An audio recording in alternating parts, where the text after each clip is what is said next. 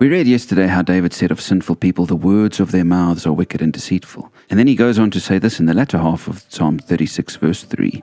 They fail to act wisely or do good. This is quite a deep one, actually. I wonder if you've ever considered that it is sinful to fail to act wisely. Perhaps we might excuse our unwise actions and not really take them seriously.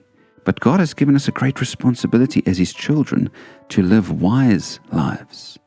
Take a moment and consider what you've done this week that you could say was unwise. Why did you do that? Is it time to change your course of action and get wise? To make it a bit more practical, here are some thoughts. Are you wise with your money? With your management of time? With your eating and exercise habits? Your entertainment habits? Your dealings with people?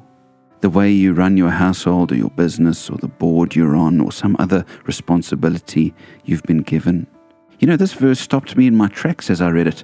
I wondered if I have failed to act wisely, as David said it.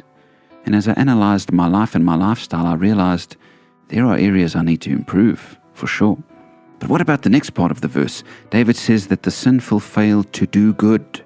I had a conversation with a friend the other day about churches who speak a big game, but don't help when people are in need. Now, of course, the church isn't a charity. The church can't just hand out to everybody all the time. But each church should have some sort of plan in place to help those in need who come knocking on their door, because in the end it is sinful to fail to do good. There are all sorts of good things you might do. Too many, in fact, for one person to do all of them. But here's a question. Have you had opportunity to do good which you ignored recently? Have you had something obvious come up that you could contribute to in some way and you decided not to? I know there are many reasons that we might have for this, but friends, let it not be said of us, the people of God, that we had opportunities to do good and we didn't do them. You and I have a calling on our lives as God's people, and it's to act wisely and do good. I pray that we will have our eyes open to the opportunities that come our way in both of these areas, and don't ignore them or fail to act on them like the sinful ones in David's day.